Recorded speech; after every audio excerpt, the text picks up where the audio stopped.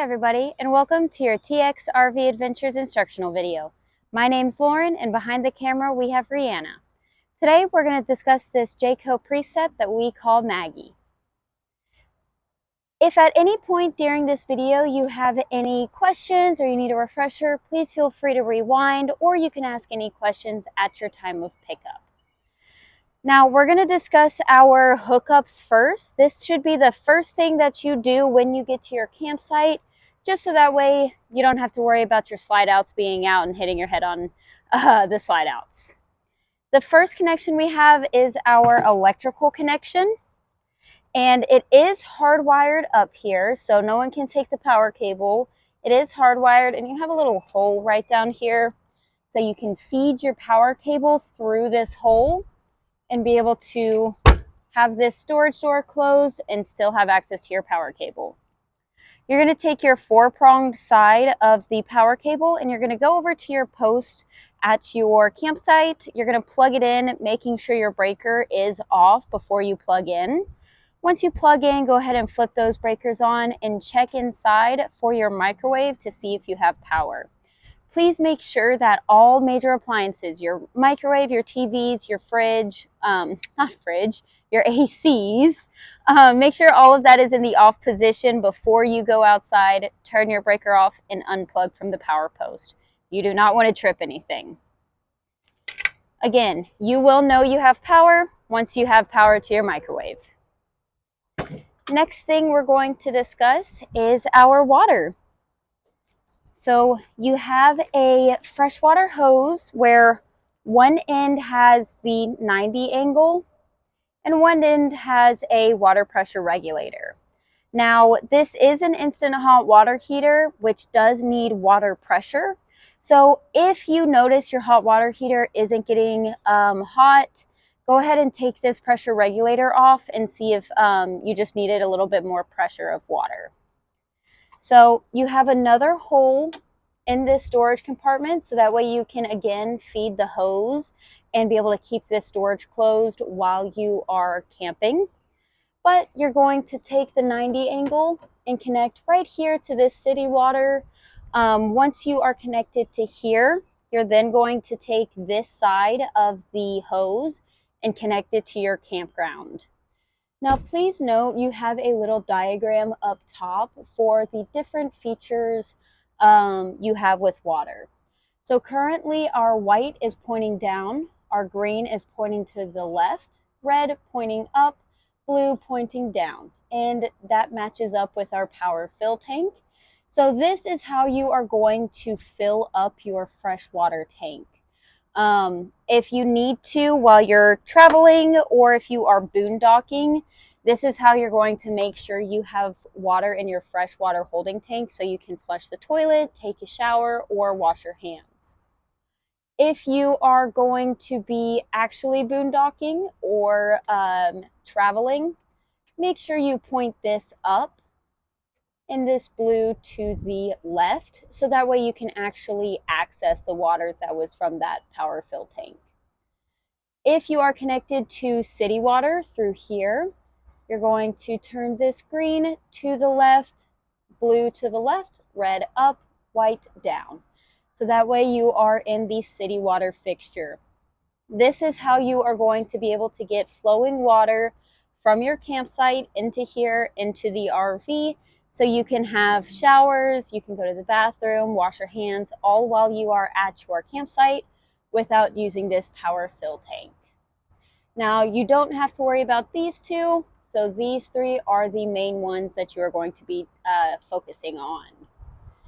All right, you can also hook this water hose up right here. And you do have a water pump switch up here, so if you need to hose off any pets, any feet while y'all were out hiking, or if you want to wash off your sewer hose, you can connect to right here, turn on your pump, and you can hose everything off. And off to the side, we do also have spare gaskets for both your sewer hose and your water hose. All right, the next thing we're going to look at is our sewer. So in our sewer, as you can tell, there's not really any compartment. It's just free floating underneath the RV. So what you're going to do is you're going to take this little cap off. There is a sewer cap that is hooked on to the little nubs of the sewer connection. You're going to twist this to the left to remove. Then you're going to take your sewer hose, which has the exact same hooks, with a gasket. You're going to go underneath, twist, and lock. Once this is twisted and locked on to the sewer connection, you are then going to take this clear side, that's the 90, you're going to stick it into the ground. It'll be a PVC pipe as the sewer connection or at the truck stop, and you will be connected. Now you have two different handles. You have a black and a gray, coincidentally for the black tank and the gray tank. Your black tank is for your toilet water, and if you notice, oh, my apologies. Black is for the toilet, gray is for your shower and sink water. Once you are connected at a campsite, you can go ahead and open this gray side, and all you have to do is pull this handle out.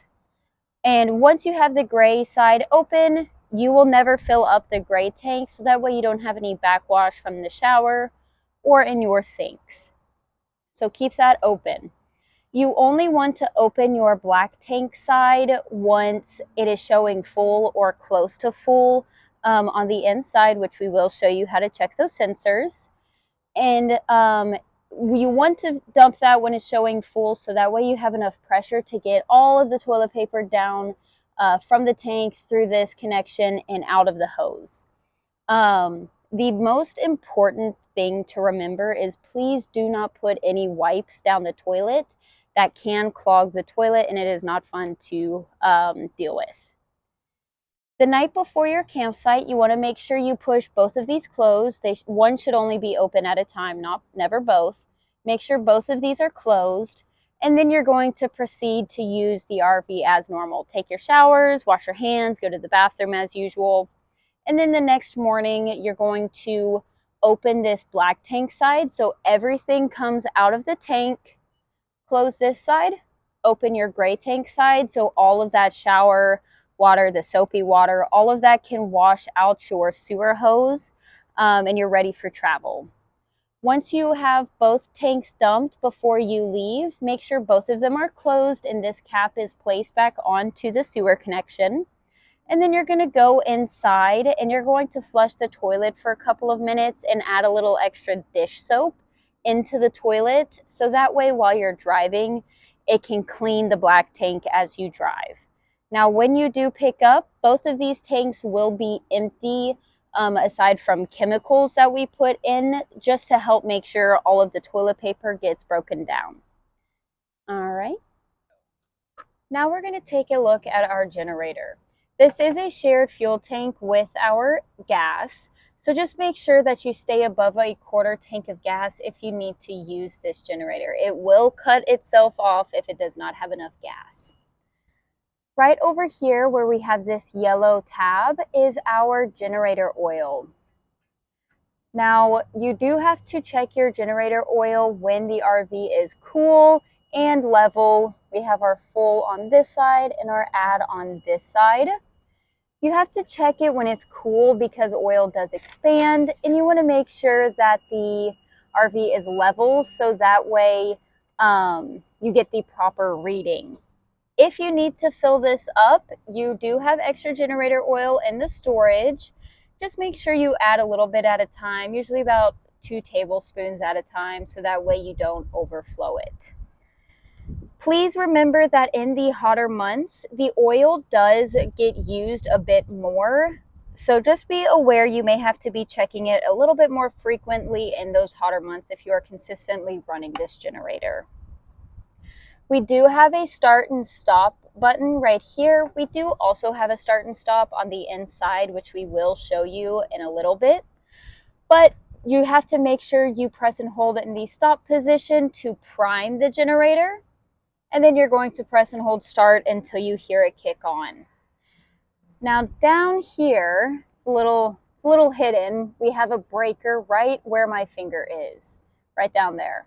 So if you notice that your generator isn't providing any power, but it is running, come out here and check this breaker to make sure it is not tripped.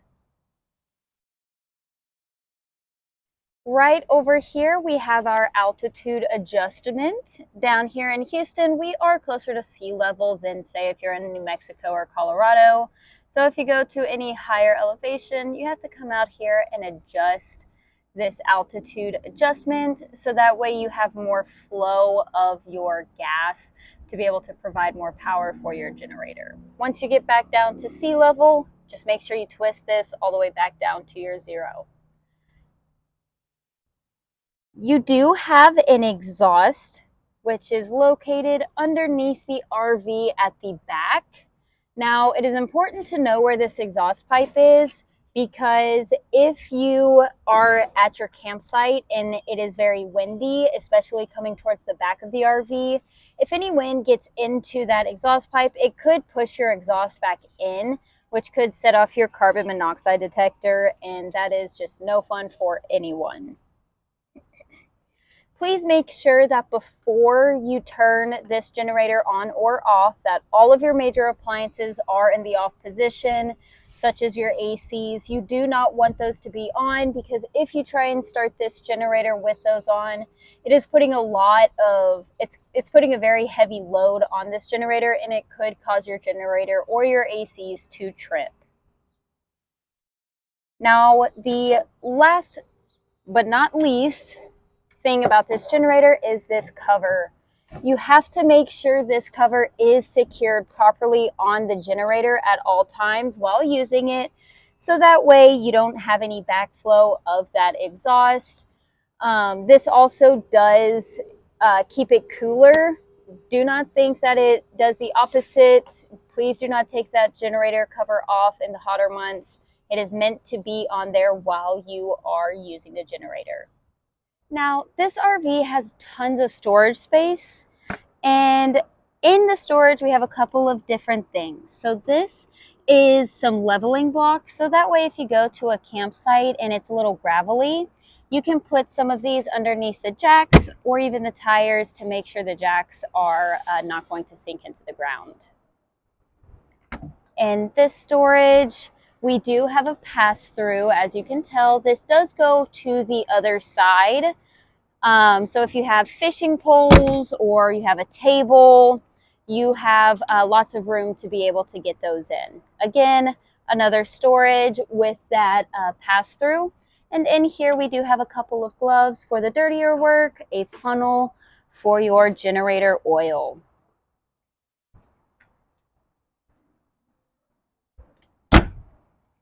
Over here, we have our generator, which we just went over.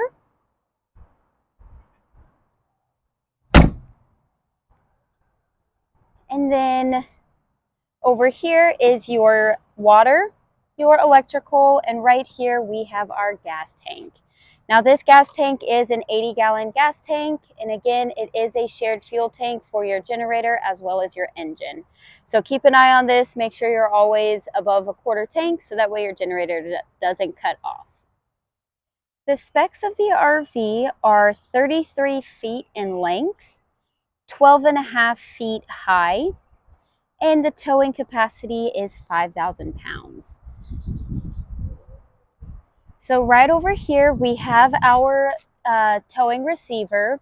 Again, we have that towing capacity of 5,000 pounds. We do allow towing for a vehicle. Just please make sure it falls underneath that tow capacity. We do not rent the dollies for vehicles. You will either have to bring your own or rent. Or we do have bike racks, or if you have your own bike rack or even a luggage rack. We do allow all of that. This is a ladder to go to the roof. It's really just for maintenance. There's nothing on the roof except for vents and ACs. During the summertime or even on a rainy day, the roof does get very slick. So we want to make sure y'all are safe and don't slip on the roof. So please do not climb up the ladder. We do have a backup camera all the way up top. That is great for looking behind you while you are parking in a parking spot. Or if you have stuff attached to the hitch, you can keep an eye on that while you're in travel, or just to be able to see what's going on behind you. Now, we do also, along with the backup cameras, have side view cameras. So every time you turn on those turn signals, you will have cameras for either side. All right. Now, the biggest thing to remember about the height is you don't want to go under any bridges that are 13 feet or lower. A lot of damage that occurs to the RV is going to be the backs of the RVs at gas stations because this is such a long RV. You really have to make sure you pull out enough before you turn so that way you don't smack the back end of the RV. The biggest tip I have is make sure your rear wheels pass the obstacle before you actually start turning. That is your turning point. That is your axis to turn. Now, also with the height, trees occur. Trees are tall. Trees will scratch the RV. So be aware of residential roads whenever you pick up. Kind of plan out your route before you actually take the RV in, just so that way you know which trees to avoid, which route is the best to be able to actually get to your home. And right above us, we have this beautiful awning, which is great for if you are outside with the outside TV. But please make sure it is not out if it's windy, rainy, or if you're just not with the RV or you're inside sleeping. You don't want to leave this out in any bad weather. Now, Miss Rianna is going to show you this exterior TV. It is really nice. You have speakers on either side. You have a plug, and this also does pull out so that way you can swivel it, turn it any direction, so that way you have really good entertainment. You also do have a little radio off to the side here. Right below, we have another really nice size storage. And just to the left of that storage, we have our hot water heater. This is really just for maintenance. Over here, right above this storage compartment is for our furnace. This does get very hot if the furnace has been running, so just be aware of any hands that could be wandering. You do not want to touch this while it is hot. Now, right below is our propane. You will always be able to find it because it is the only one without a lock. Now, this propane tank is going to serve a couple of different features, such as your stove top. It's going to supply propane for your furnace, as well as your hot water heater. Now, you do have an instant hot water in here, so just be aware of how much propane you have to make sure you still can turn on all of those features. This propane tank is a 56-pound propane tank. And right here we have the truest read for your propane tank. This is the best gauge to look at, but you do also have a gauge inside to keep an eye on. This is where a technician is going to fill up your propane. You can fill it up at truck stops. There is a U-Haul actually just down the street from our location. So please make sure this is filled back up whenever you return. This brass knob should always stay pointing to the left, so that way you know your propane lines are open and you can use all of the features such as your furnace, hot water heater, or your stove top.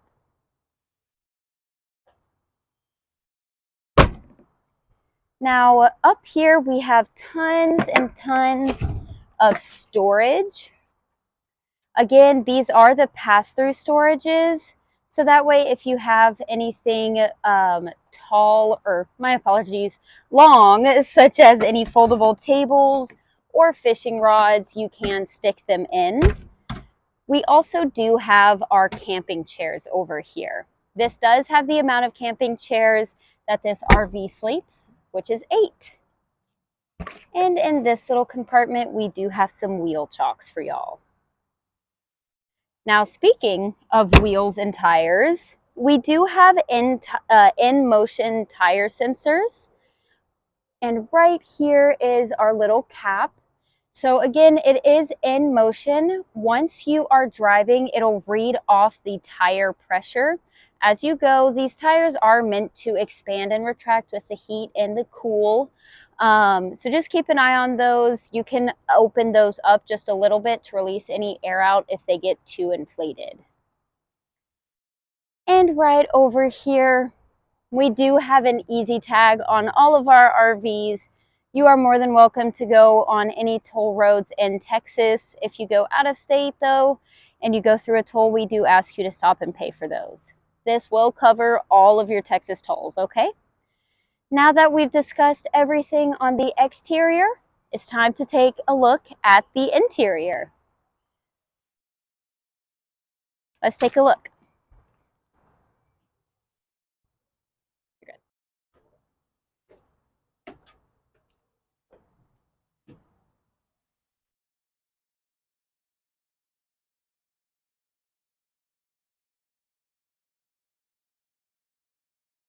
Now, the first thing that you want to do once you have all of your hookups outside set up, you're then going to come inside and make sure your engine is off and you have engaged your parking brake. Your parking brake is right down here in this left corner, and it will show up on your dash as parking brake engaged. That way you can go ahead and start your jacks panel. All you have to do, press your power on button, and you're going to wait until all of your lights go away from this list right here. If any of these lights are on, just make sure you follow the directions. You have to have your parking brake engaged. Ignition, if you have a light next to ignition on, make sure you turn that ignition off. And make sure that you are on pretty level ground. You're then going to press and hold this auto level button for about a second or two. Then your jacks will start to operate and they will drop down. This process does take about a minute to fully go through. Once you have your jacks down, you can then slide out. Please make sure you do not slide out until your jacks are on the ground. Same thing for whenever you are ready to leave. Make sure your slide outs are in before you press this all retract button. A reminder is if you pull this RV out of its engaged parking brake and you try and go into drive, the jacks will automatically retract, which can potentially damage the jacks. Please make sure your jacks are up before you try and travel. Over here we have a little button, which is the shade right up here, so that way you can have privacy at night. This does only work while you are parked at your campsite as well. You then have some accent lights on your dash, a couple more lights right above the cab, as well as plenty of USB ports all over the RV. You have mirror heat for those colder days. You have fog lights. You have a gen start and stop, which is one of the panels or one of the switches to be able to start it. You do have that switch outside on the generator or on your main panel. Right next to it, you also have what's called battery boost. Now, basically what that is it will be a self-jumping, they're like self-jumper cables. So if your engine battery dies, you can jump yourself with your house batteries. Over here, you do have cruise control. This is going to be how you can filter through your menu items. You have your turn signals, brights, windshield wipers. Then over here you have your gear shift. We have our hazard lights right here. This is for traction control. And then over here we have our radio. Now this radio is Bluetooth AM, FM accessible. You have your volume up or down. You can fast forward, rewind, and then you also have your home. Now, you do have SiriusXM, but you would have to contact them if you have your own account. They can set it up on here. Now, right here, we have rear camera, which I don't have the engine on, but if you wanted to, you could just press that rear camera button and your rear camera will pull up so that way you can keep an eye on that tow vehicle, or it will automatically come on whenever you go into reverse. And this is also the screen where your turn signal cameras will turn on. Right below, we do have our AC controls, speed, temperature, and fan. And in those hotter months, you do want to make sure that snowflake button is on, so that way the air conditioning is actually cooling. Right below, we do have some outlets. These are regular household outlets, and then we have USB port right here. And this is going to be our tire pressure monitor system. So you have both of your front wheels plus all 4 of your back wheels. And if at any point on your trip this starts to alarm, there is a set button right here on the back. You can press that and that will mute the sound, but your tire will still flash on the screen for whichever tire is being alarmed. Again, this is normal if some of your tires do inflate a little bit or go down just a little bit. Just keep an eye if you start to get an alarm, okay? Now over here, we have this really neat feature, which is a little pull-out table. So that way, whoever is sitting in the passenger seat needs to work on their laptop, or if they're eating, reading a book, they do have that extra little table. Plus, off to the side, we do have a couple of charging ports. The next thing to look at after you set up your jacks at the driver's seat is going to be your main panel. Now, we do have lots of different things on this main panel. Please do not get too worried about this. It is all labeled and very easy to use. So we have 3 different slide outs. This first slide out, slide 1, is going to be your couch and kitchen slide. Slide 2 is going to be your dinette slide. And then slide 3 is going to be your master bedroom off to our left. All you have to do in order to extend and retract is press whichever way you want to go. Now, again, please make sure your jacks are fully down and your engine is off to be able to slide these out. After your slide outs, you then have your generator start and stop. All you have to do to start your generator, you're going to press and hold on the stop position for about 30 seconds, so that way you can prime your generator. Again, your generator is a shared fuel tank. Please make sure you have more than a quarter tank of gas in your tank before you try and start your generator. After about 30 seconds, you can press and hold start until you hear your generator start. Now, you will know you have power coming from your generator once your microwave turns on. And then you can turn on your air conditionings and your TVs. Please make sure that all major appliances, such as your AC down here and your TVs, are in the off position before you try and start your generator. That is very important. You do not want your generator to trip or your AC. This little screen right here is going to tell you how many generator hours are on the generator currently. So once you start the generator, this number will go up. We do record the hours before you leave your trip as well as when you return. Now, we do have a auto gen start, which is disabled over here, so disregard this switch. But just below, we have some sensors. Now, like I was talking about those sensors inside, this is where you're going to come in to look. So we have our LPG, which is liquid propane gas.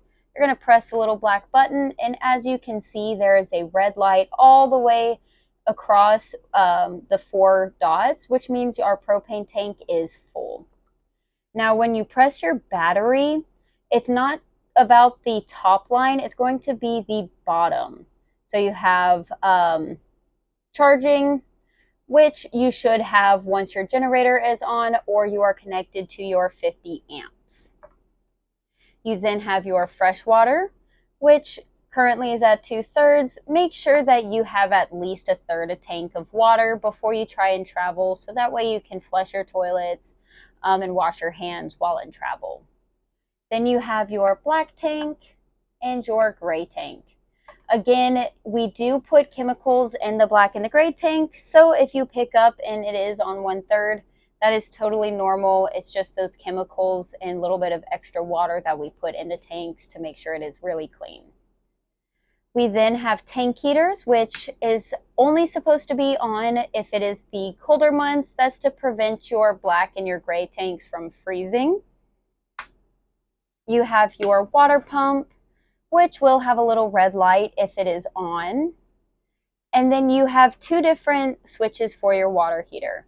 You have to make sure this switch is on before you can turn this on. Once this is on, you will see a number. Press and set your temperature while the numbers are flashing. Once you have your set temperature, you can then turn on your sinks or your shower, and you're going to see 3 different symbols. You're going to see a fan, a propane flame, and a little shower head. The fan is meaning you have circulation. The flame is that it is heating. And then you will have a shower head, meaning that you have that running water going through. You have flowing water. Please make sure you turn this off before you turn this off, but you can leave this on while you are hooked up at your campsite. It does not use propane until you actually turn water on. So leaving this on does not use up all of that propane. It's only when you have running water.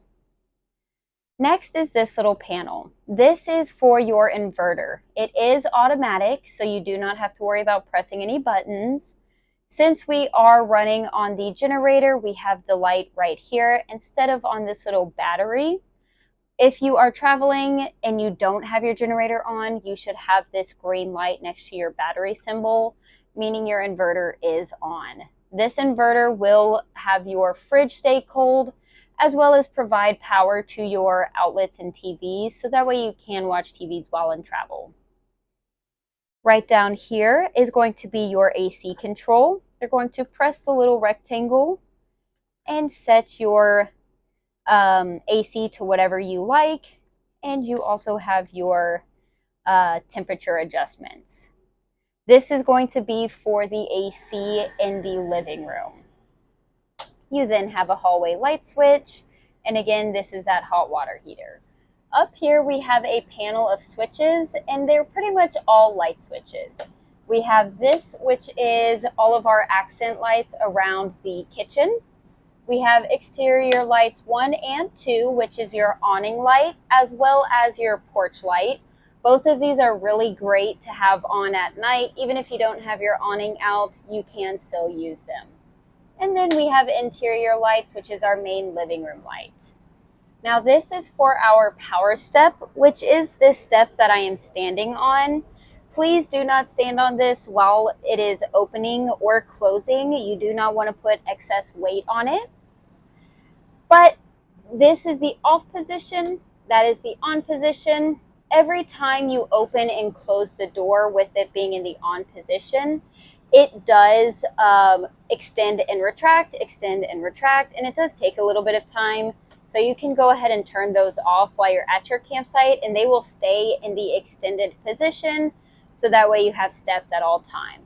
Now, as soon as you turn on the engine, the steps will automatically retract, so you don't have to worry about hitting them on any curbs. Now down here we have 2 very important switches. We have our awning switch, and you just press and hold whichever direction you want the awning to go. Again, please do not leave this out if it is bad weather or if you're not with the RV or you're sleeping. And this does not extend or retract if your engine is on. So please make sure those keys are out of the ignition in order to work your awning. Next, we have our main power switch. And as you can tell, we do have a red light on, meaning our main power is turned on. This is a very easy switch to hit while you're loading up, or if you have any dogs or kids, it can be easily hit. All you have to do is push up and it will turn back on. Now, main power, if it is off, turns off all of your lights, turns off your fridge, your microwave, your TVs, your slide outs, everything. All of that works on your batteries. So you want to make sure this is on so that way you have that power. Your batteries are located just above your propane. Over here, we have our safety features. We do have a fire extinguisher in all of our RVs, as well as they have smoke detectors and carbon monoxide detectors. For this unit, the smoke detector is located by the over cab bed, and our carbon monoxide detector is in our kitchen. Here we have our kitchen. This kitchen has a lot of nice storage all around. You have cabinets above the microwave, you have cabinets on either side of the microwave, as well as a full set of drawers underneath the stovetop, to the left of it, or to the right of that, as well as two really nice sized cabinets below the sink, as well as our nice shelved area for all of our cups and cleaning supplies. For a full list of everything that we include in this kitchen, please take a look at our website. We have everything on there. Now over here, we have a really nice sized microwave. It's great for cooking popcorn. We get a lot of popcorn in these. And then directly below it, we have our stovetop. So you do have a 3-burner stovetop that is strictly propane. So you're going to push this in and wait until you see that flame. Once you see the flame, you're going to twist this, which is your igniter. And then you're going to go ahead and get your flame. Again, push in until you see the flame and spark. Now, these should always be in the off position when not using, but this only ever goes clockwise. So this will never go backwards to standing straight up like these. You do have a little light over here. One is going to be for the knobs, and then one is for our oven directly below. And this is going to be turned on the exact same way. You're going to push this side in until you see the flame. I can twist the igniter. You're going to spark, stop pressing in, and then you're going to adjust your temperature. Now the flame is going to be underneath this shelf down here. This could take a little bit to get started. You may have to press and hold on the flame up here for about 30 seconds before it actually ignites, which is totally normal. Just give it a little bit of time and you will be having your oven on. Now with the size of this oven, it is a little bit smaller than your standard oven, so you may have to adjust your cooking time or your temperature a little bit so that way you don't burn your food. Okay, please make sure that you put this glass down. While in travel, you do not want this glass to rattle around and break. And also please lift this up when you are cooking. Now I'm going to show you the really nice residential fridge. You do have a locking latch right here between the two doors.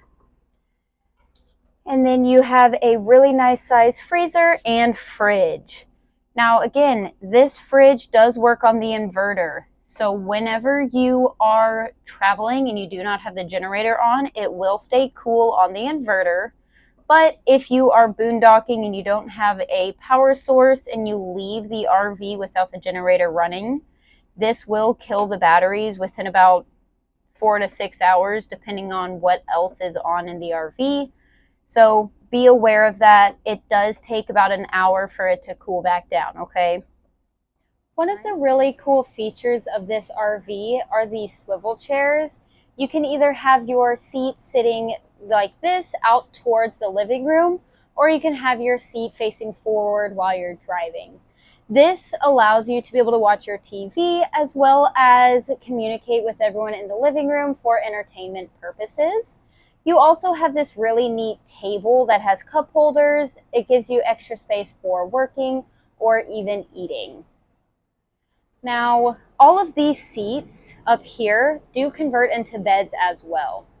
All you have to do for your couch is you're going to pull these back cushions off from the Velcro. And then you're going to pull from the bottom. And as you see, it is kind of like a trundle bed. You're going to pull it and gently set it down on the floor so that way you don't scratch the floor. And then you do also have your seat belts bolted to the ground below, and you lower this back portion. Once that back portion is down, you can then set up your sheets and you have an extra bed here. This couch does provide seat belts for 2 people. And then you have 2 seat belts on either side of the dinette seating area. So in total, you have 2 seat belts, 4 seat belts, and then 2 seat belts up front. Once you want your couch back as an actual couch, you just set the cushions back and you are back to having a couch instead of a bed. You do also have plenty of cabinet space above, as well as outlets underneath and a light switch for whoever is sitting or sleeping in the couch/bed. Now over here, this is also a very easy bed to set up. All you have to do is you're going to move these cushions out of the way so that way this tabletop will rest on these trim pieces directly below. You will lift up from the exterior portion, kind of pull the tabletop, and then you will pull and it'll push underneath the cushions and rest on those 2 trim pieces.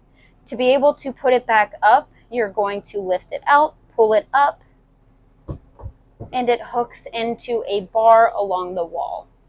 Once you have the tabletop down, you then take the backings of the couch and you're going to rest them on the tabletop so that way you have cushions all the way across. The other bed that we have is going to be our bed up here. Now you do want to make sure that these seats are leaned back far enough so that way you can lower the bed all the way without squishing the chairs. But you do have a seat belt up top that you do have to unlatch. And then you press your down arrow on this silver panel right here. Once you have it all the way down, you do have a bed up here, and there is a ladder located directly underneath the mattress so that way you can get into the bed. And you do have the same privacy curtains as shown in the bedroom for every set of windows that is in this RV. You do have a light switch over here which will not come on until the bed is fully down to prevent the light from getting too hot and possibly burning the mattress. Again, in order to raise it up or lower it down, you have this silver pad right here. It is very easy. This is just a light switch. Now, let's take a look at how to get our TV set up with antenna.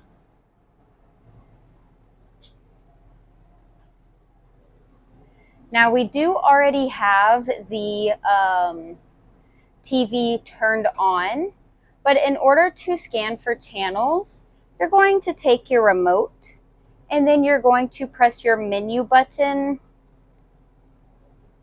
and then you're going to scroll over to channels.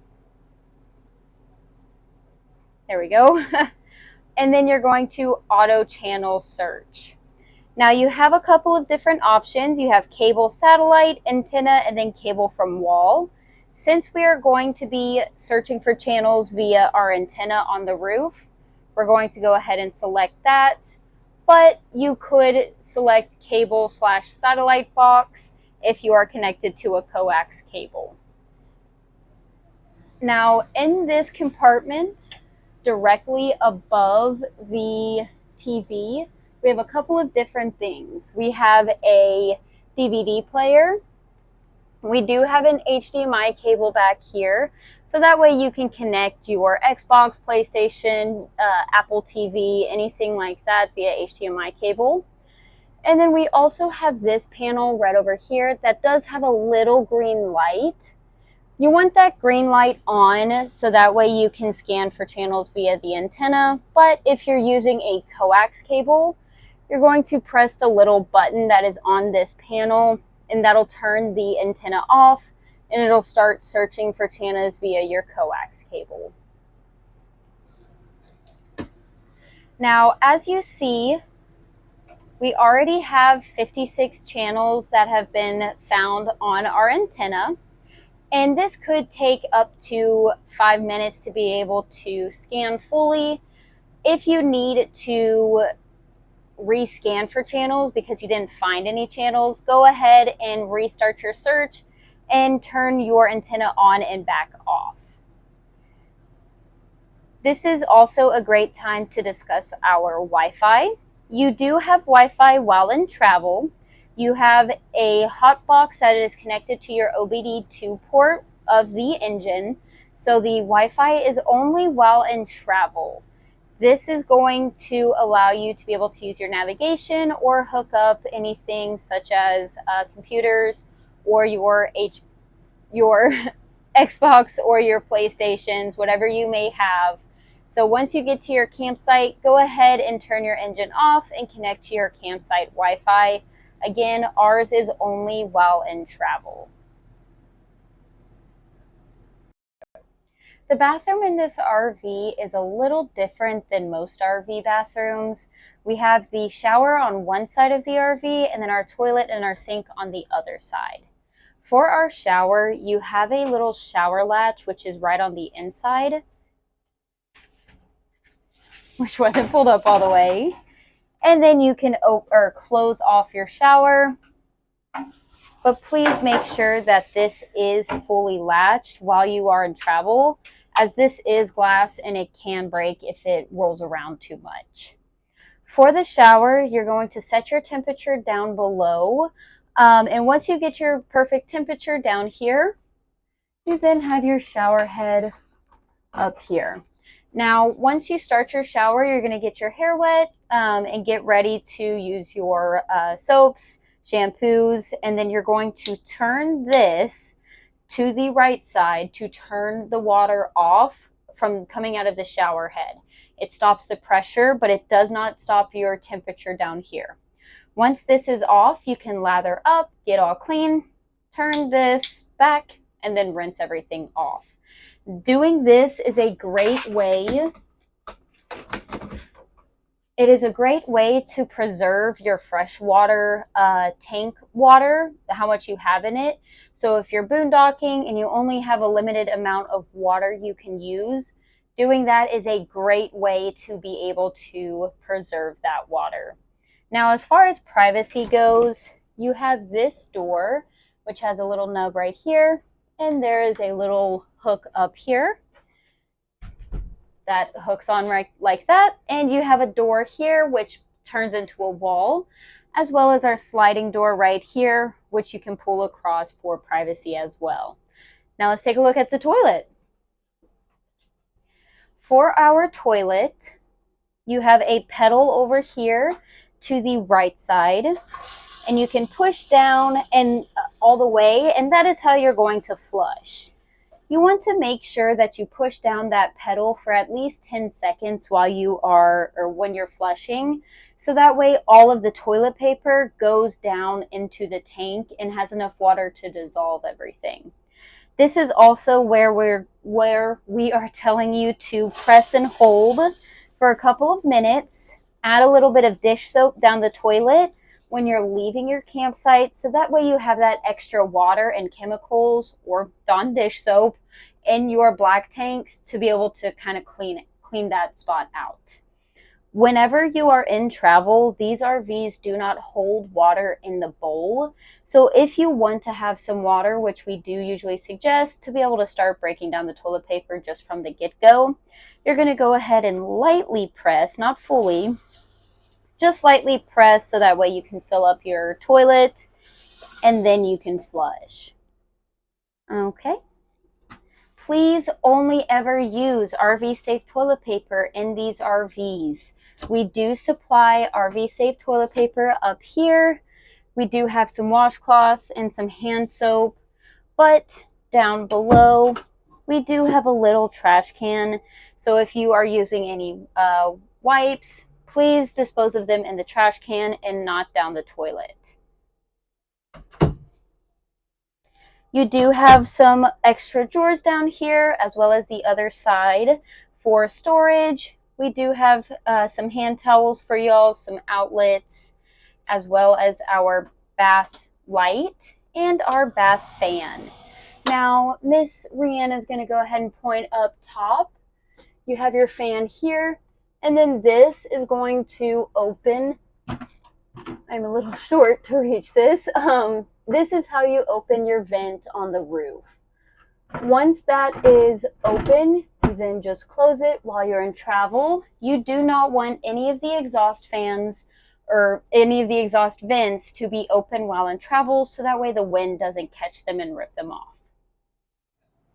How to work your AC during the summertime is very, very important, as most Texas summers get very hot. So the few things to remember about your AC is that you, in this unit, have two ACs, one in the living room and then one in your master bedroom. You have one feature which will allow the flow of the AC to come out of the sides right here, which is how you're going to cool off the RV fastest and the best. But if at night you're wanting to push the air, the cold air, to your sleeping areas, you can close the side vents with these little switches, and that'll push the AC to all of the vents around your sleeping areas. Again, open these for the quickest way to cool down the RV, close them to push them to the vents by the sleeping.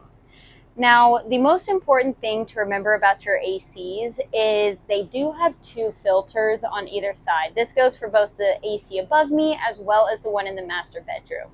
If you're in an area such as Big Bend or the Grand Canyon or at White Sands, it's very dusty, especially this RV being so close to your main door.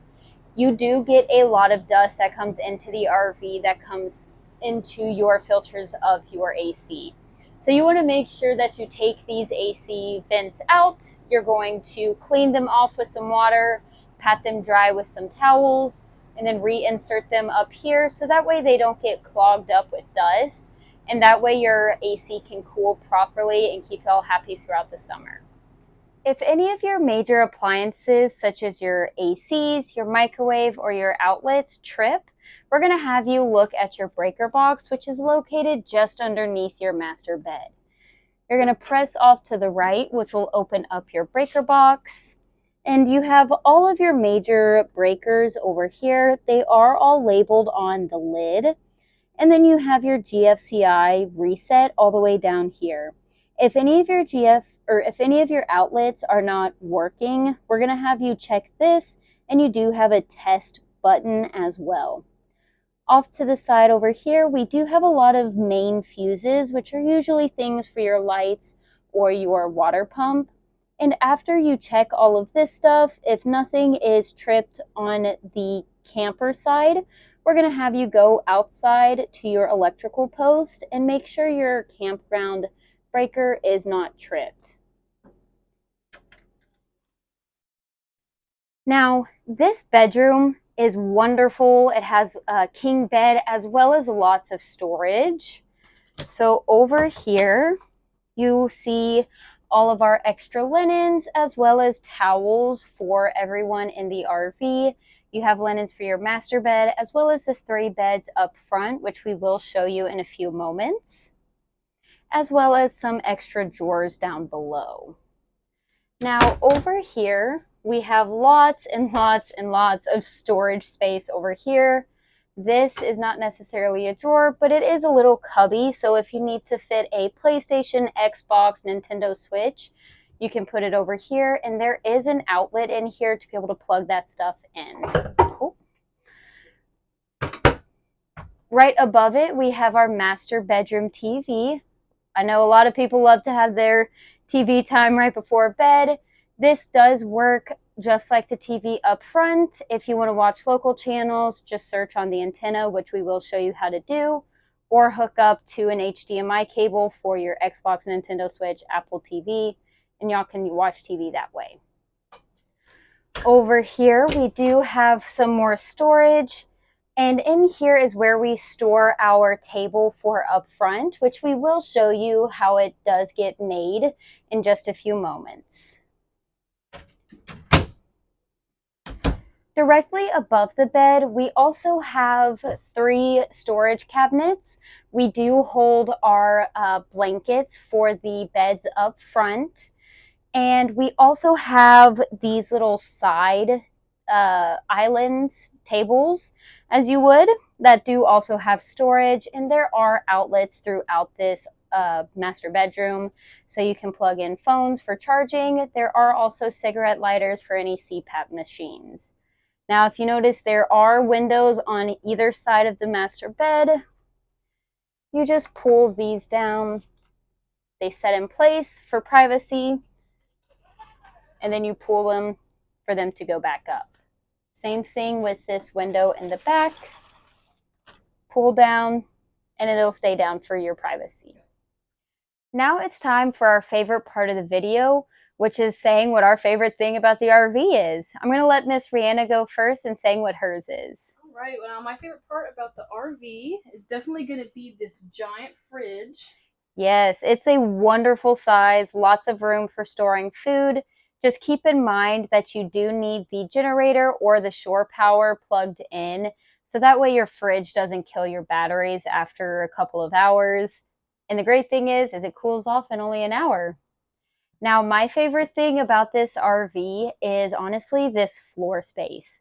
You have a lot of floor space in your living room / kitchen area. It's great for entertaining. Tons of seating over here at your dinette, as well as those really nice plush captain seats that do turn around. You can entertain your whole family just in this living room. But we can't forget about the size of the bedroom either. It has really nice floor space, but it also has that really nice size king size mattress that's flat while in motion.